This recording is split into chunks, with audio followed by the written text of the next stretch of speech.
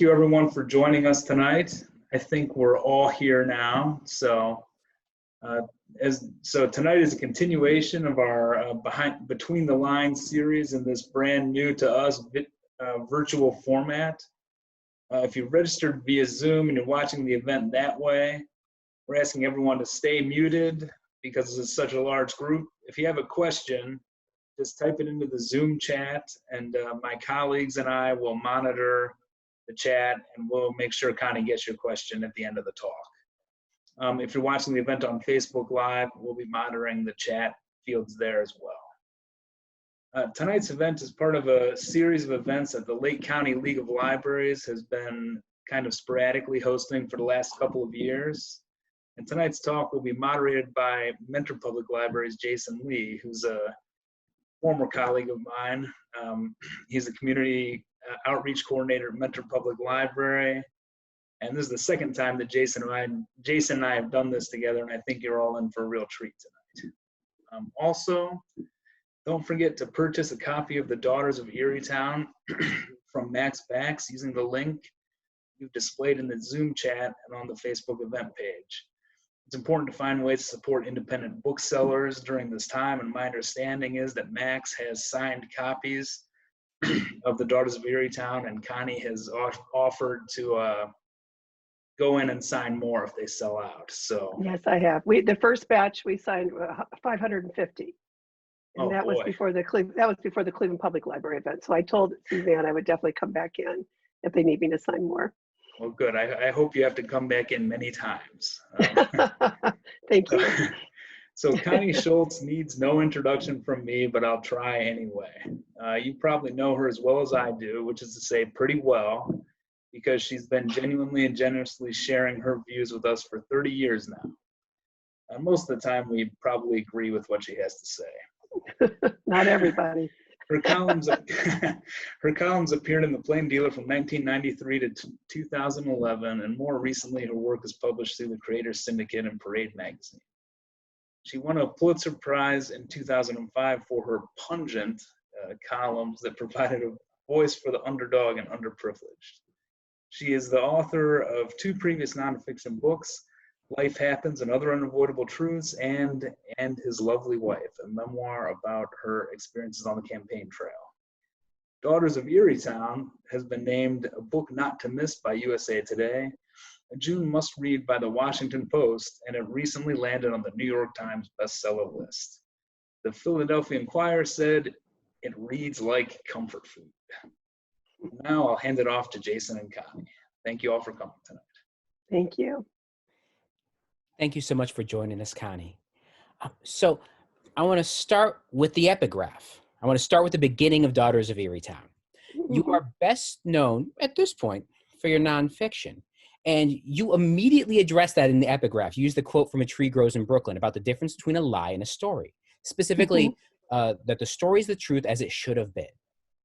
Now, there are autobiographical flourishes in your first novel. Is this the truth as it should have been? No, I would say it's life as I would love to have imagined it in some ways, particularly for the main female character, Ellie McGinty, who certainly has elements of my mom in her, but then becomes a very different person in other ways. So, of course, that's part of what is involved in fictional storytelling. All right, that was Franklin. It happens. It happens. Franklin's welcome too. Now, is there a reason that you chose Erietown as opposed to Ashtabula? Is there a reason you chose a kind of like a conglomeration of a location? Well, it's a fictional version of Ashtabula, and that came about in part from advice from my editor, Kate Medina, early on.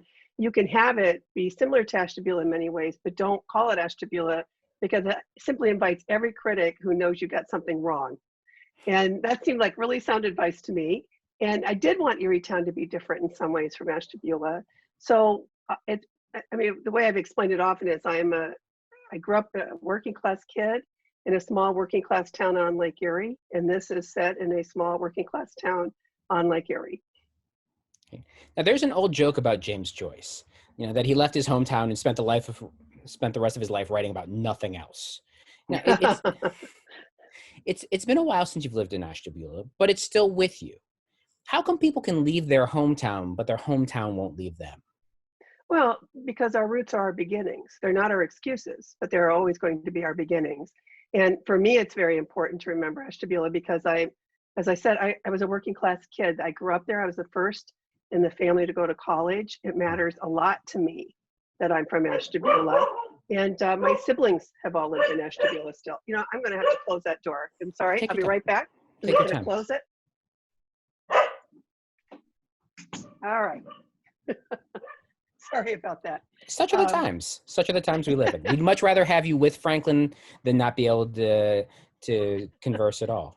Thank you. He's standing at the top. I'm at the top of the stairs, and he's standing right outside there, barking at people walking by the front door. So there He's you a good have it. puppy. He's a good puppy. Thank you. He is. So, of course, it would be. You know, Ashtabula matters a great deal to me. My siblings still live there. My parents live there all of their adult lives, and to leave that behind would be to reject who I come from, and I would never do that. I can see. I'm working on my next novel. I can easily imagine it taking place in Erietown with all different people. But I like the town. I like what it's becoming in my head over time. And I look forward to getting to learn a little bit more about it. Is Erietown going to become like the Lake Wobegon? Like, I are we can't going to see- see a series of stories? I don't know that yet. I'm in the beginning stages of this next novel, but I certainly think, I mean, Erietown represents something. It's not just about this particular town. It represents a big, in my mind anyway, a large swath of America. And it's the America that's not on the coast. And it's not, and these are stories not full of lucky, affluent people with affluent people problems. It's the stories, particularly of women over several decades, women who so often commit small acts of heroism on a regular basis, but that no one knows them because those aren't the women we write about. I mean, there's not a lot of stories that get told about rural and suburban Ohio. I mean, after Winesburg, Ohio, you've got like Rita Dove occasionally leaving Akron, and I guess Stephen Markley sometimes. You know, Toni Morrison, for as spectacular as she is, wasn't really out there writing Ohio stories. No, well, I think it seemed to me, at least from all that I've read of Toni Morrison, that she was happy to be gone. But, you know, let's be clear on who's telling that story. It's an African-American woman who grew up in in Northeast Ohio, the far reaches of it, in a small town, and the experiences were not always great. She had a lot to talk about and a lot to write about, and she really believed in representing. And that's what she was doing. And in my way, I guess that's what I feel like I'm doing, but it's with working class women. And in my view, it's not just white working class women as it's represented in the story itself. I grew up in a very diverse neighborhood in Ashtabula. Half of my classmates all through elementary school were African-American, just as Sam's are. And I wanted to include that in part because that's not an unusual story in small towns, especially in working class neighborhoods. And when you learn at a young age that your very best friends don't have to look like you to be like you, it really informs the trajectory of your life. And I wanted to show that with Sam McGinty. I mean, one of the greatest moments or ongoing episodes of tension between her and her father, Brick, are over race because they see it so differently. And I also know this about the working class. That's why I say our roots are beginnings, but they're not our excuses. You can grow up with racism, but you decide whether or not you're going to make that your legacy and that you're going to inherit it and keep doing it. You can decide to reject that. And I really oppose the narrative that casts all white working class people as born to racism, right? I think we become adults and we make our own choices. And also, let's be honest, that's such a lazy trope. Sure it is. That's such a lazy trope. Like, oh, I inherited so-and-so's hate, or like, because I was born near the poverty line, I must dislike those who look like me. That's the sort of thing you assume if you actually don't know people who live there.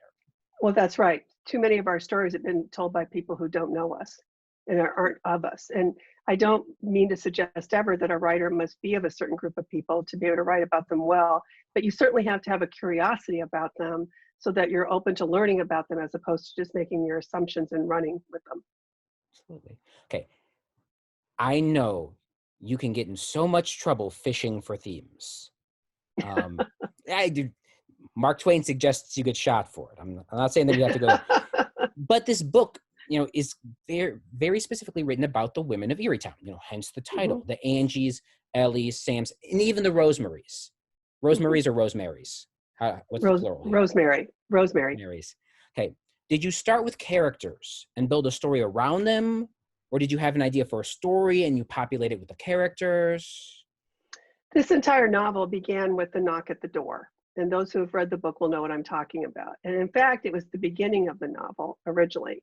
My editor wisely said to me that I was giving too much away to the story because I wanted to have that knock at the door, set up the scene, and then go back in time to show how we've come to this moment. I decided to write it very differently in terms of organizing it. Of course, Rosemary showing up is an earthquake in this family, but she was a young woman with hopes and dreams too. And I didn't want to cast her as just a stereotypical anything. I mean, she's naive at times. She's too hopeful at times. She makes some really big mistakes, as does pretty much everyone in the book. And one of the ongoing themes of the book, I hope, is that most of us are better than our biggest mistakes. And that's part of what I try to show through the course of the decades in the story of Erietown. And one of the key similarities between what you've been writing for, the nonfiction, the columns, books, and Daughters of Erietown, is your empathy. Rosemary, to give a modest spoiler to those who haven't read the book, a modest one, Rosemary is the other woman in this.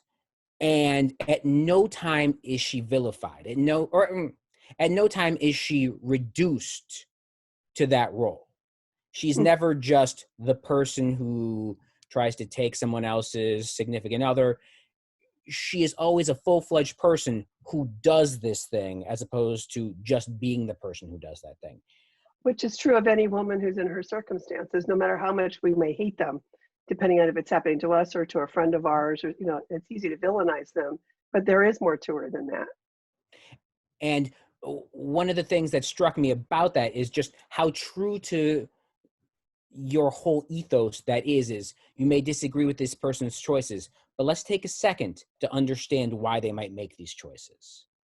Well, I guess that has been driving my work for my decades in journalism, which is one of the things I most love about journalism. What I don't know, I can explore and question until I find out more. And people are inherently complicated. I tell my students, as you know, I'm a professional in residence at the journalism school at my alma mater, Kent State. And I tell my students, when you're looking for stories, looking perhaps for profiles to do, just remember this: no matter what the story is, no matter how big it seems, it's really about the people in it. And that's where we can come in and tell the stories behind the stories, which is often involves profiles of the people who are involved in it. And that's how I got my start really at the Plain Dealer. I was freelancing for a number of years before I got hired there, and I did a lot of work for their Sunday magazine. And I did a lot of profiles. I did, I think, more than 40 cover stories before I got hired.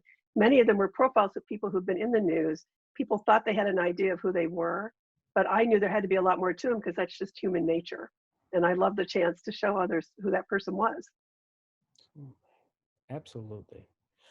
Now, pardon me, I'm going to pivot gently here. You can create quite a reading list from the books that get name-checked in Daughters of Erietown. No, seriously, Feminine Mystique, Our Bodies, Ourselves, The Women's Room, The Prophet. Are there any books that are on the character Sam's reading list that didn't make the novel? Any other books? Well, of course are, because Sam's a reader, right? But in the next novel, one of the ideas I'm playing with right now is a bookstore that is in Erietown, that it's run by one of the main characters. Because I know from growing up that many working class people read a lot.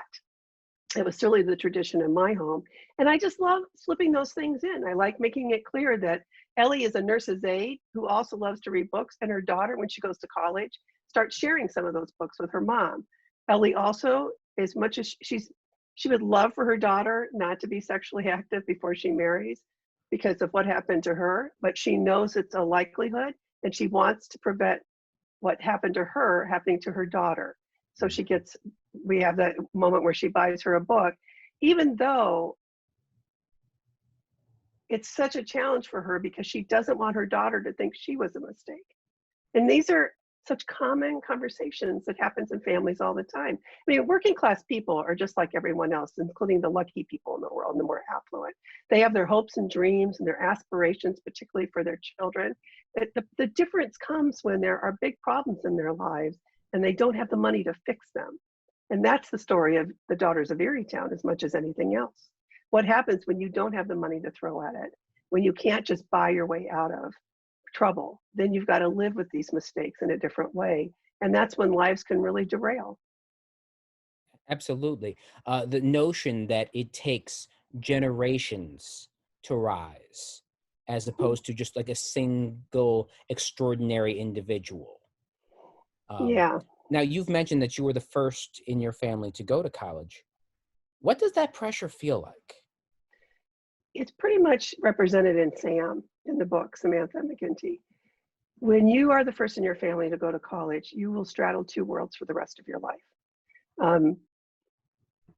And necessarily so, in part because you don't want to, you never want to not show respect for your roots and the parents of your roots, right? I mean, my father says something very similar to Brick: don't ever forget where you came from and who you came from. But you also are introduced to such a bigger world when you get to go away and get to go to college. And you don't want to be arrogant about that, but you don't want to not explore the benefits that come and the opportunities that come from learning so much more about the world. It broadens your own version of yourself and your own vision for yourself. So I see that. I certainly felt I've seen it in so many people I've known, so many people I've written about over the years. And I see it in some of my students who are the first in their families to go to college. There is that inevitable tension there. And they feel responsible in two worlds: responsible to make sure everyone always knows how much they appreciate where they come from, and responsible in taking full advantage of these opportunities they've had. Absolutely. Okay, now completely change the subject. You have one anecdote in your novel that feels so specific that I'd swear it was somewhere back in Schultz family lore. There is one character who is found drunk and naked in a fountain in downtown Andover. So I have to know, is this just something conjured from the glorious imagination of Connie Schultz, or is there a story somewhere that you once heard about somebody being found in the nude and inebriated in a fountain in Ashtabula County? Well, it's a version of what happened to my maternal grandmother. And she lost all her kids, except for the son, who back then they would call mentally retarded. And my mother was raised by her grandparents. So that part of Ellie's narrative comes straight from that. It's interesting. My sister Tony and I were talking the other day about the book, and she said, you know, now that I've read your novel, it has occurred to me that Mom was always afraid of being abandoned. And I didn't even put it together with my mom so much as just writing about Ellie, that Ellie, when you're given up as a child and you're old enough to know what's going on, I mean, she was 8, I think, 7 or 8, it does make you think that you could always be abandoned again. And it can inform so much about how you feel about yourself and how you proceed in the world, right? And I always knew that story. My sister Leslie was much closer to our maternal grandmother. I was very close to our great grandmother who raised my mom. My great grandmother used to go to the quilting bee, which is how I became familiar with the whole concept of just walking down the street in the country to the church and hanging out with the women for several hours at a time. And you don't have to be very old before it dawns on you that there's a lot more going on than just sewing and stitching. There's always the whisper network. There's always Yes. the whisper network. Well, it was also Actually, a way for checking in on one another and checking in on their community. You know, in the chat box, there was someone who specifically asked, you know, can we talk about the theme of abandonment in this? Because it's not just Ellie who has, it is a perpetual theme throughout this. Was that intentional, or did this just occur by the process of telling a story? I would say it just occurred through the process of telling the story. I was certainly more mindful of it as I was writing Ellie's story because she's early in the book.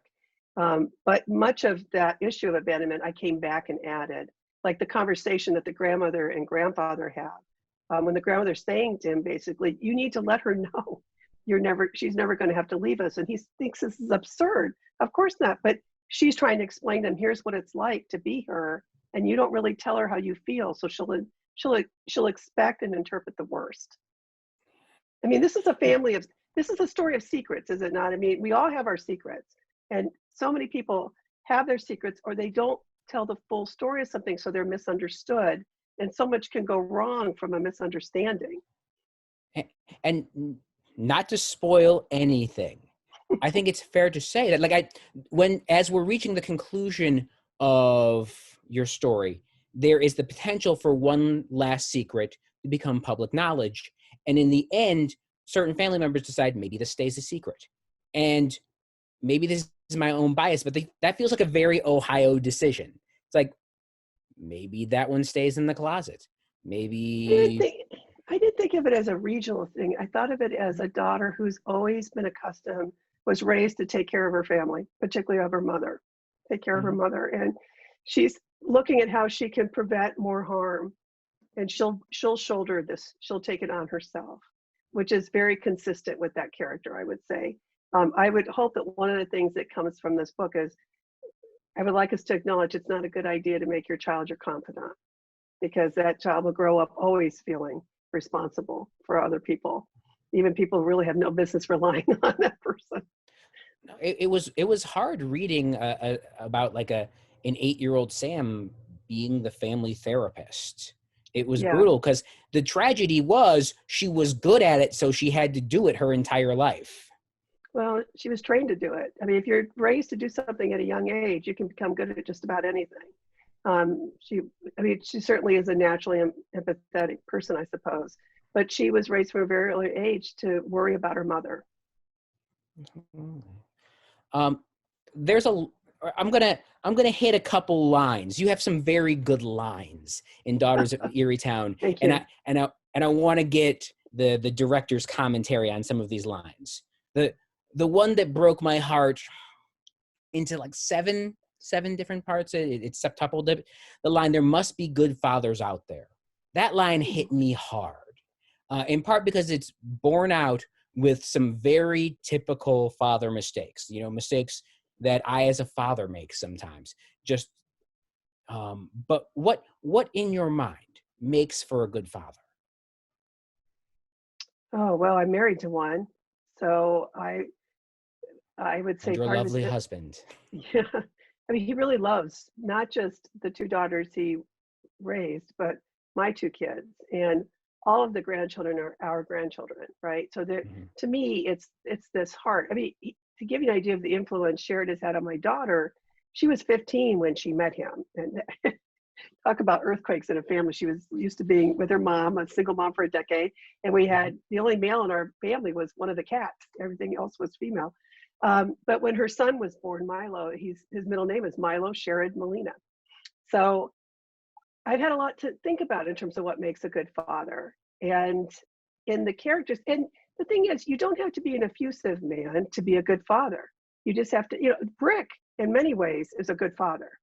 He stumbles horribly at times, and certainly in his marriage, he's not always a great husband. But in his way, he tries, and even towards the end of the book, he's trying to be open to something that he couldn't even imagine for his daughter when she was a little girl. And in fact, it caused a lot of tension just because she even had Black friends, right? So one of the things a male friend said to me recently that really touched me, he said, "Thank you for not making all the men jerks in this book." And I thought, well, why would they be? Lots of men aren't jerks. We're different in many ways, and there are inevitable tensions, and I wanted to show all that. But I also wanted to show that there are different ways. I mean, Coach, as another person who's never had children, but he certainly is a good father figure for Brick. There's one detail about both Brick and Coach that I loved, and it's that neither of them really understood why Ellie should be allowed to graduate until a woman explained it to them. You don't make them jerks, but you do make the point that sometimes you have to explain to people so they get there. That felt like a very real detail. Well, and it was the 1950s, keep in mind. And women were treated differently from the boys or men who were involved in the unplanned pregnancy. And women were not allowed typically to graduate. And keep in mind too, Ellie's not in New York City, where there were even back then some options for women that just simply did not exist in a small rural community in Northeast Ohio. And I wanted to show what it meant to be that woman. it's been very rewarding to hear from young female readers of this novel, because so many of them are telling me they really had to think differently about their moms and their grandmothers and what they may have been through. And they want to talk to them more. They want to hear more of their stories, which to me is fantastic, because I think we know too few of these women's stories to begin with. But I love that response to it. It hadn't even occurred to me that that would be part of this experience in reading it for some. I just really wanted to be accurate about the times. And that book that Ellie reads, that passage that she was given as a gift, a wedding gift, that book actually exists. The one she throws across the room. I have the hardbound copy of it. When you were throwing out the quote, I know you're a quote collector, and we'll get into that later, but when I read the quote, I'm like, oh no, this is one she's seen. This is one that's on the shelf somewhere, perhaps getting ready for burning, but. Oh man, I remember when I first thought, I said, poor Sharon, it's one of those moments, all right, listen to this. I have to read this entire passage to you. I just couldn't even believe it. But of course, that's what women were being told about themselves back then. And I wanted to include it because I wanted to be that moment when this is when Ellie's weighing how to help her daughter, how best to help her daughter, who is now in her late teens, right? She's about to go to college, and she goes through her cedar chest, which everyone, when you come from a small town, I have a cedar chest, both my sisters have a cedar chest. My mom had one. It's called a hope chest, right? It was always a hope chest, yeah. And I wanted Ellie to be rummaging through it and finds that, and it really gels for her. In that moment, she knows what she has to do. Now, another complete tangent, but another quote that you have that I love is you write about foods that are not afraid to announce themselves when you're talking about the food at the Italian restaurant. Yes. Foods that you immediately feel their presence. Right. I feel like every household has those comfort foods. By the way, comfort food, when it's written on the coast, is slang for Midwestern. But that's right. When I heard that Philadelphia Inquirer, I'm like, that's a great quote about somebody who's not coming to our town anytime soon. Right. Right. But I want to know, in your household, growing up, what were the foods that were not afraid to announce themselves? What were you smelling as you entered the room? When I was growing up, my mom was the one cooking, and she did make pretty mild dishes, right, for the most part. My dad got interested in cooking Italian foods starting when I was in high school, which is why I kept thinking about foods that announce themselves, because all of a sudden we're using garlic. We had never used garlic before, right? Anchovies and some of the sauces. I mean, and he and I would cook together. He would bring home these recipes. I have no idea where he was getting them half the time. And then we started going out. We never went out to eat when I was a kid. That was which is not uncommmen for working class families. Who had the money for it? Exactly, right. There was one restaurant and you saw it on Easter. Right. So the food that we were going to get, the new food we were going to get exposed to, had to be at home. My mom went to work as a nurse's aide when I was in high school. So I started taking on more of the cooking, and that's when I started experimenting more with food. So one of the things I liked about including it is food is a universal memory for most people. Even if it's not the dishes that I'm writing about, they have food memories. And I wanted to respect that is part of anybody's experience, is what we eat, what we smell when we walk in a home. And I thought it was an easy way to close the distance sometimes for the characters. Now, in Daughters of Erietown, you spend a lot of time talking about good teachers. And sometimes they're literally teachers in the classroom, but sometimes they're just people who teach well, like Coach, like Sam. And you even specifically invoke Annie Sullivan, Helen Kellen's teacher. So I want to know, who was your Annie Sullivan? My elementary school teacher that had the most impact on me was Mrs. Norton in third grade. She was my first Black teacher, the only Black teacher at the school. She recognized in me a sensitivity and a creativity. She started encouraging me to write. When I look back on it now, I see what an influence she had on me at a very young age. She also was an early role model for me of somebody who didn't look like me, but who understood me. Again, I can't overstate the importance of that. And then when I got to high school, there was Mr. Tom Carr and Mr. Joe Petro, who knew I needed to leave. I needed to go to college, and I needed to get out to do what I wanted to do. And that was really something, because not every teacher believed in me that way, of course. And I remember one writing teacher would not recommend me for senior English. And when I told her that I wanted to be a writer, she said, "You're never going to be a writer." So it's really good that no motivates me. I have a friend, Bill Lubinger, a former colleague at the Plain Dealer and dear friend, and he once said to me, if you want to get Connie going, you want to see what gets her, tell her no, and that'll pretty much guarantee it. And I think that came from early in my life. If you know there's something in you and you really want to believe in it, you have to know that some people don't know what they're talking about when they tell you you don't. That's how you do it. Out of curiosity, did Mrs. Norton get to live to see you win the Pulitzer? Did she get that moment? I believe she did, because I heard from her daughter when she died, and I believe that's one of the things she wanted me to know. I don't remember exactly. I hope she did. I do. I really do. In our class picture, I'm standing right next to her in our class picture. I mean, I just love this woman. And I rushed up to Horizon. Absolutely. Don't get me wrong, that's quite the personal accomplishment, but that's also an accomplishment for everybody who ever put some fuel in the jetpack and said, you gotta fly. Yeah. Oh no, that's right. I mean, I wish my mom had lived to see it. She did not, but my dad was alive for it. Right. So once again, to tangent from that poignant moment, there's a great thrill in this novel whenever Ellie gets sassy. Whenever, in part because she doesn't get sassy for so long. No. Now, I know you a little bit. I don't want to exaggerate my knowledge of you, but you're pretty good with a turn of the phrase. You're quick with the quip. Knowing you and your wit, how many great retorts did you write for Ellie that you couldn't put in there because it wasn't that time in the character arc yet? That's a great question. There were some I just couldn't use because there aren't stuff she would say.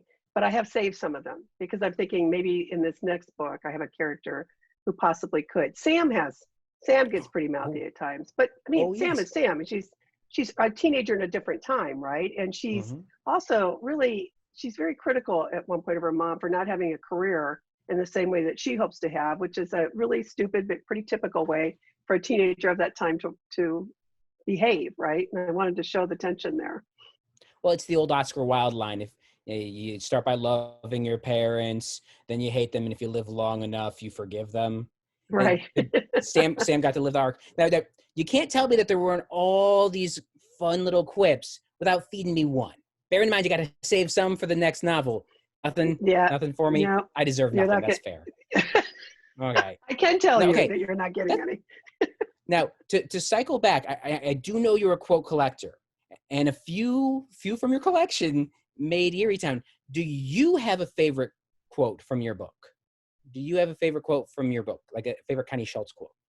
No, I think that would be really obnoxious if I said, hey, here's something I said that I really love that I said, and here's another one, and I'm really that obnoxious. No, I don't. I'm always surprised to see what other people quote from it and see some of the quotes bubbling up.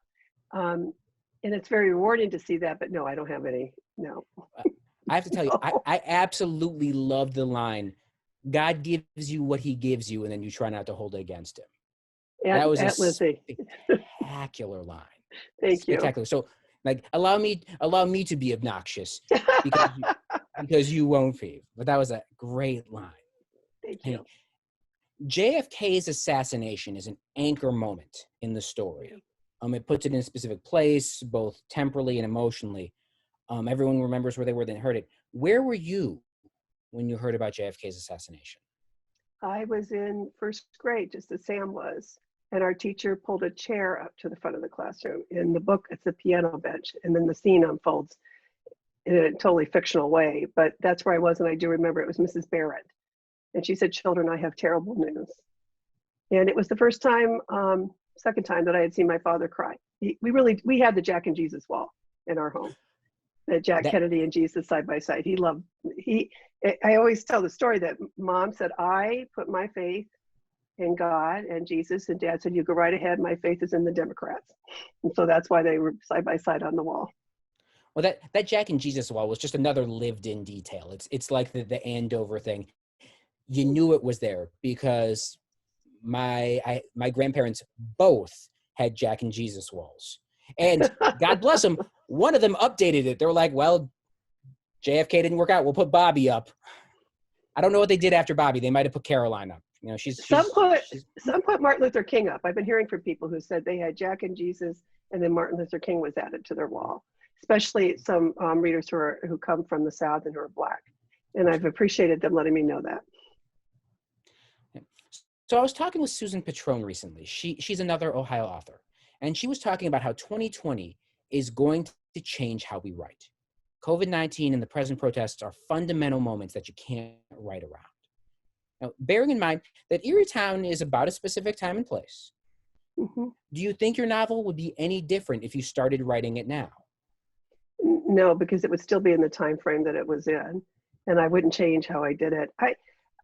This may be true about writing in this time, but I must say, I really hope that we have new voices, and that they belong to many people who are not looking like me in terms of being white. That if indeed, especially at this time of real upheaval, meaningful upheaval, it appears to be finally, in dealing with our country's history of racism, I am not the one to be telling that story. I mean, I've written about race all my career as a journalist, and I certainly feel very strongly that we will make more progress as soon as more white people stop thinking of it as a Black people's problem or a Black community's problem. This is our community. But if indeed this pandemic and this time in history for civil rights is going to change how we write, I hope that means we're also going to be seeing a lot of new writers weighing in on it. I can write my next novel and never touch upon the pandemic. It can just simply happen before the pandemic occurs. Frankly, I don't know everything I'm thinking about during this pandemic. I don't think any of us can fully comprehend what we've been through until it's over, which is why I encourage, especially my young writers, I tell my students all the time, they will be the storytellers of this pandemic because they will live with the impact of this for decades. And so it's really important. I learned this from writing And His Lovely Wife. I can look up the factual moments of that time, and I can get the dates right and when debates were and all that. But I was really surprised. It's a good thing I took so many notes. Moments that I thought I would never forget, I wouldn't have remembered at all if I hadn't written them down. And what was so important about those notes is they let me remember how I felt in that moment. And when I look at my students' essays that began in mid-March and what they were writing about by the time the semester was over at the end of May, they had changed so much, many of them, and how they were viewing it. Because initially it was frightening, or it was an inconvenience. Some of them weren't sure they were going to take it seriously. And then many of them got quite scared about it, very concerned about people they love, very worried about what employers were still asking of them, because most of them are in jobs where they're not, they're hourly wage earners and they were being expected to work, to what it meant to be saying goodbye to so much that they thought would happen, graduation, different parties that were going to happen, or different, end of semester events. So I'm glad, if nothing else, they'll have the essays they wrote during that time. And so anybody who's watching this, I encourage all of you to be taking some notes on this, to keep, many of us are not regular journal people, but I think right now it would really matter, not just for your own memory, but for the memories of those you leave behind years from now. Let's do the storytelling as we know it right now. We will be thinking and feeling about this differently once it's behind us. In good ways too, I hope. I just filed my column before we met tonight, and I'm encouraged by how many young people, for example, I had a young writer tell me today how much she misses face-to-face contact with her friends, and how they so took for granted that they could have done that, but they were always texting, they were on apps, they were on social media. And so many of them are talking about how they're going to do this differently. We will not be perfect. We will go back to many of our old ways. But I do wonder if this will make us, the little small things as they once seemed to us are no longer small things. I haven't kissed the tip of a tiny nose on a grandchild for 6 months. And I don't imagine I'll ever do that again once I can, and not realize the gift of that moment in a different way. Now, you were talking about the different voices, and that segues into my next question. Any authors that you've read lately that you want to make sure you share to the group? Well, J. Courtney Sullivan has a new novel coming out in about a week and a half. We're going to be in a conversation for Politics and Prose in Washington, is one of our things we're doing online. Lee Martin, a wonderful writer who spent time in Columbus and was a Pulitzer finalist for one of his novels, has a new memoir coming out. I'm reading it because I'm going to write a blurb for it. Another, I think, really great book for people who are interested in Ohio history or just the story of Ohio and Ohio politics is David Gippels has a new book coming out, Barnstorming Ohio. I just read that to blurb it. And I don't blurb unless I like a book. I always tell people, let me read it first. And Chasten Buttigieg has got his memoir coming out in the fall. And I just read that to blurb it. I really love it. So those are some of the new books coming that I would encourage readers to look for. I'm never going to tell you my favorite writers because I always hurt somebody's feeling who I forgot to mention because I have a lot of friends who are writers. But I could tell you what I know is coming out that I've seen. I wish I could remember how to pronounce this last. Jacob Sabro from MSNBC has a wonderful new book coming about immigration and what's been happening at the border. And I just got an advanced reader copy of it, and I haven't read it yet, but I love his reporting, and I think he's done some really important work on helping us understand just what's happening at the border and who is suffering. Wonderful. Now, this is a full chat box, so I want to make sure I get to that. Is there anything more you want to add about Daughters of Erietown before I start going through this chat box? No, I don't think. Oh, one more book, though. Duchess Goldblatt. And those who are on Twitter already know who she is. And she's got Becoming Duchess Goldblatt coming out in July, and I recommend that as well. But I'd rather hear from the readers now, the questions they have, and that way I'll know what I can talk about with Daughters of Erietown. And I want to apologize in advance to anybody who, if we don't get to your question, I'm sorry. Yeah. It's a very full list. I'm going to try to get to as many people as I can. First question, working my way backward. Would you raise a child in Erietown? I don't think I'm a small town person anymore, but I think that Erietown's full of good people. So I wouldn't hesitate if I were looking to live in a smaller town. It's on the lake, it's beautiful. And I speak from knowing Ashtabula, it's got its struggles, but I always feel such a welcome home when I go there. So sure, it's not who I am now. Well, first of all, I'm too old to be raising a child, but if I were younger, I think the city called to me, and I do love Cleveland. You say you're too old to raise a child. How old were Ellie when they got the grandchild to raise? Right, they are in their late 50s. Right. Oh, you mean the grandparents? They were they were getting into their early 60s. Yeah, late 50s, early 60s. But of course, I'm not saying I couldn't raise a child if I had circumstances that required it. I'm not going to be giving birth to any more children. Let's put it that way. Now, what were the challenges transitioning from writing a column to writing a novel? One of the biggest challenges of shifting from journalism to fiction writing is when you reach an impasse or you're stumbling in a section, you can't pick up the phone and interview anyone. It's all got to come up from up here. So sometimes I had to write and just keep writing it through it. Tridi Umrigar, whom I love, another local novelist who's known. So good. She is just wonderful. And she gave me great advice. In fact, I think I wrote it in the acknowledgments. When I was really starting to feel stuck, she said, Con, just write 1,000 words a day. 1,000 words a day and you're going to get there. And it was fantastic advice. If I can throw a pitch in there, anyone who hasn't read it yet, Between the World and Me by Tridi Umrigar, just absolutely wonderful. So many good books by her. When this book becomes a movie, do you have anybody in mind for Ellie, Brick, or Sam? I love this question because we have no reason to believe this is going to become a movie, but so many readers are already starting to cast, and I love that. And I was saying, somebody asked me about this yesterday, that, well, Martin Sheen is a dear friend, so I would love to see him be the grandfather, strictly because he's such a good friend. I love Mandy Moore, love her. I would love for her to be Sam.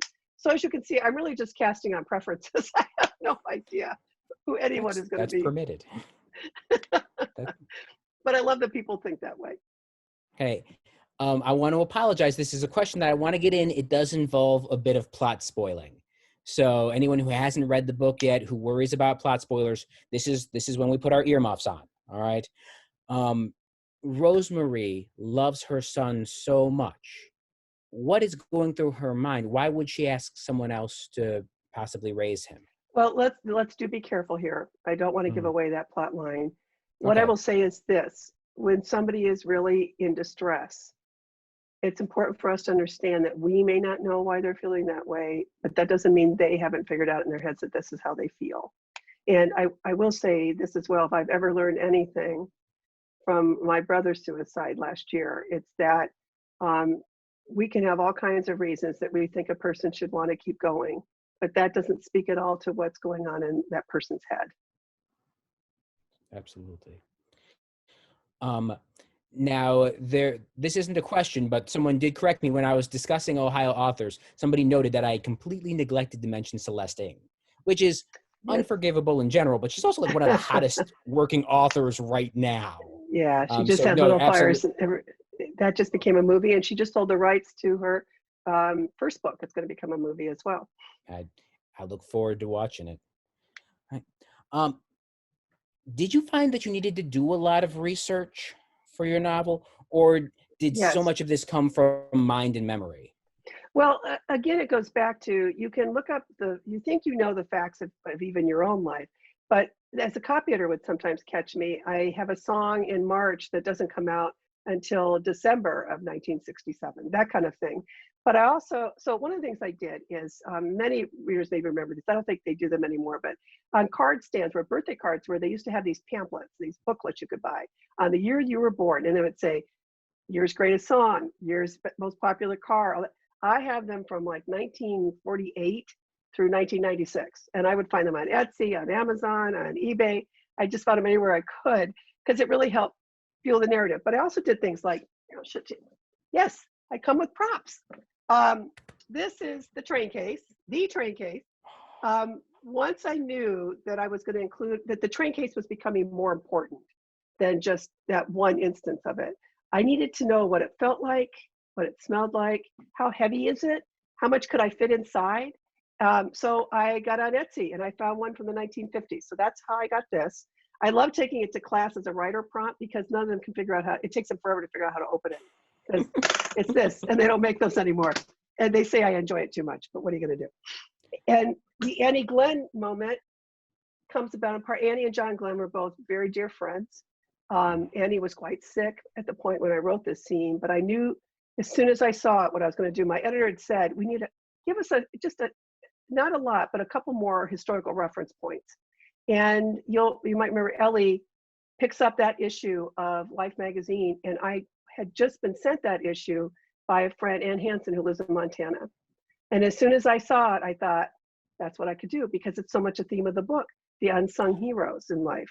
And there was Annie on Earth, terrified and not able to show it. She had a live photographer with her the entire time that John was up circling the Earth, and she was waiting for him to come down safely. So that magazine that Ellie is looking at is the very magazine I was holding and had spread out on my table as I quote from it. And I could look at the pictures, and I decided which picture to use because I actually had the issue in front of me.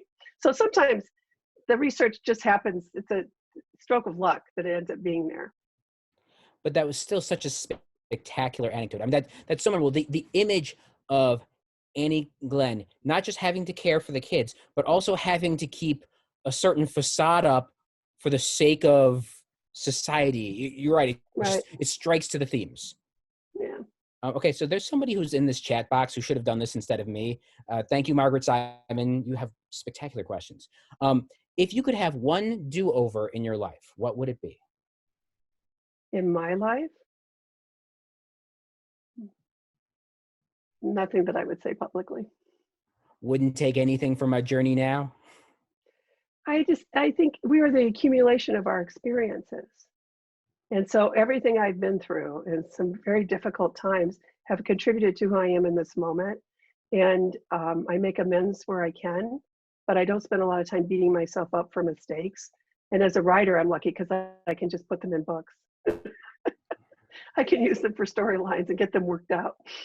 Absolutely. All right. You make a lot of musical references, especially with Sam.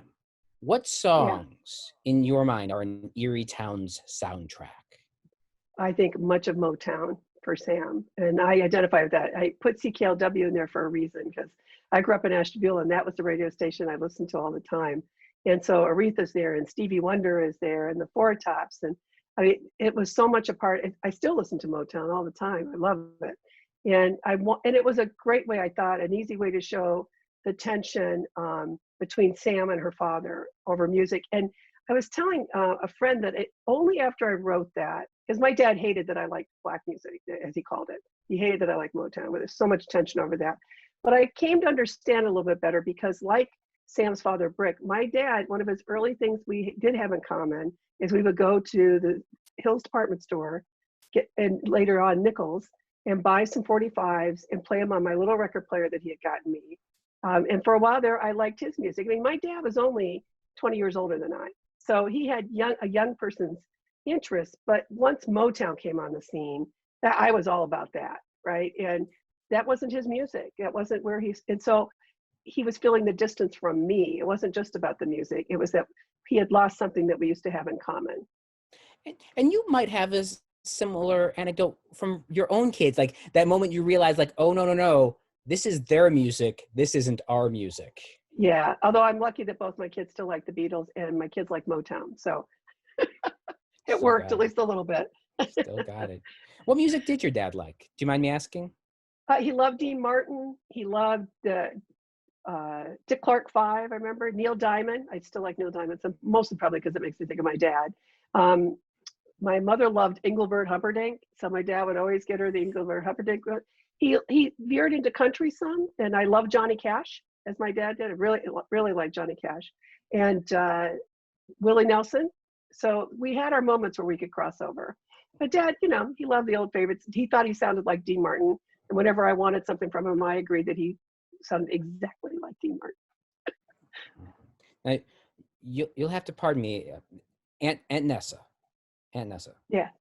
Scene stealer. Just absolutely a scene stealer. Every time she shows up, every time she's referenced, it enlivens everything. Was that character based on someone you know?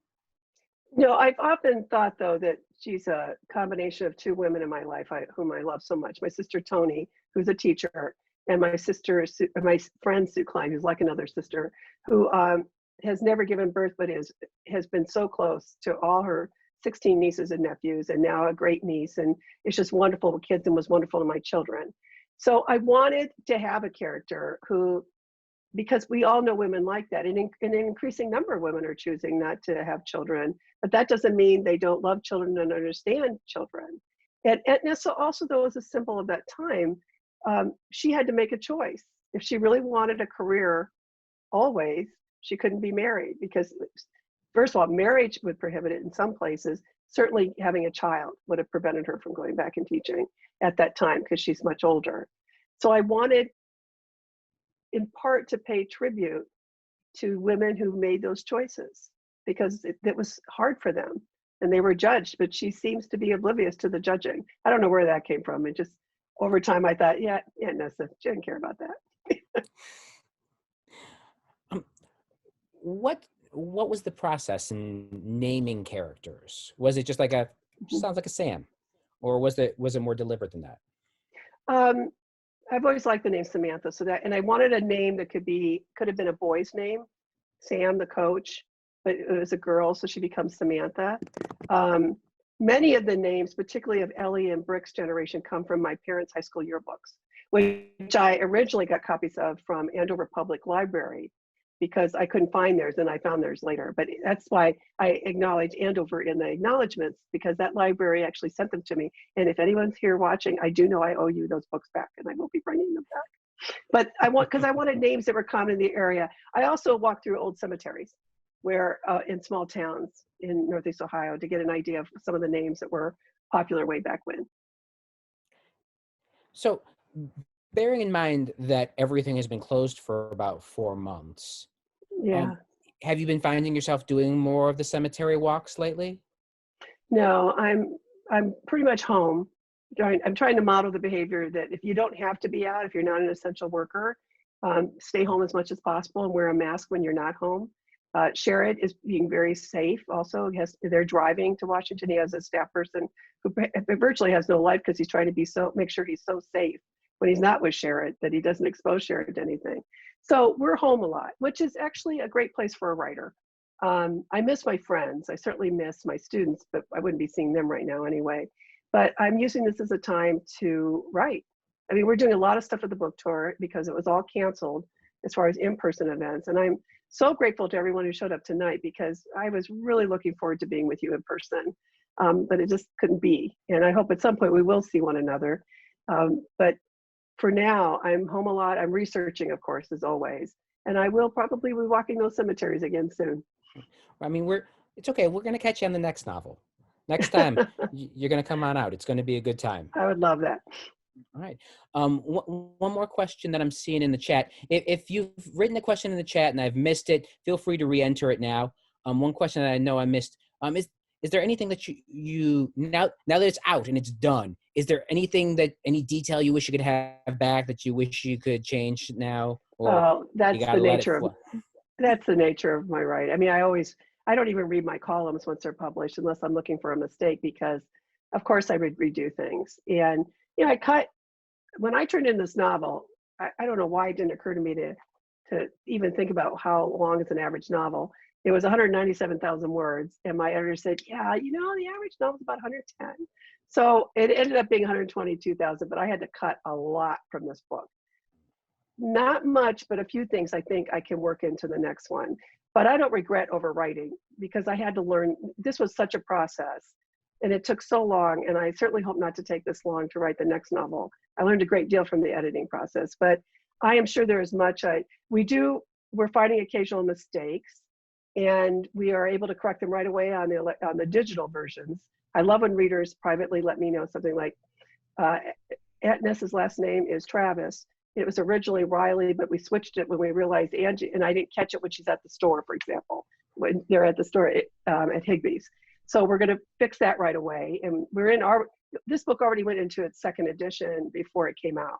So on the third edition, we'll have some of those things corrected. As many mistakes as we thought we caught, and so many looked at it, something slipped by. A lot of people are wanting to know if we can get a couple details on what the next one, about the next one. And I know you mentioned the bookstore. I think there is going to be a bookstore. I think two of the main characters will be a grandmother and her granddaughter, who is in her 20s, who may come to live with her for a while for reasons I don't want to get into yet. But I'm pretty excited about the idea I have, actually. So that's a good place to be if you're going to be writing again, right? All right. One last question I'm seeing. Have you been back to Higbee's Silver Grill as an adult? I went there when it was still open in the 80s, I believe, and then it closed. So unless it's reopened, I don't even know. But I think we did an event there a few years ago. It was open as kind of a party place now, but not a restaurant. Is that right? Right. You can book brunches there. Yeah, I went to some event, I think for Share It there at some point. But of course, no. And I didn't have that experience as a child. I didn't even go to that until I was, I think, in my 20s when I was in law school. I want to thank you so much for your time. It has been a delight. Please give Franklin an extra treat for being so polite. And Walter, he's been so quiet. Usually Walter's scratching at the door. So I'm grateful to them. Thank you, everyone. Jason, thank you for doing this. Thank you for, we've got Amanda and Carol, and we've got Travis, who've just made the whole thing happen. And thank you to everyone who joined us tonight.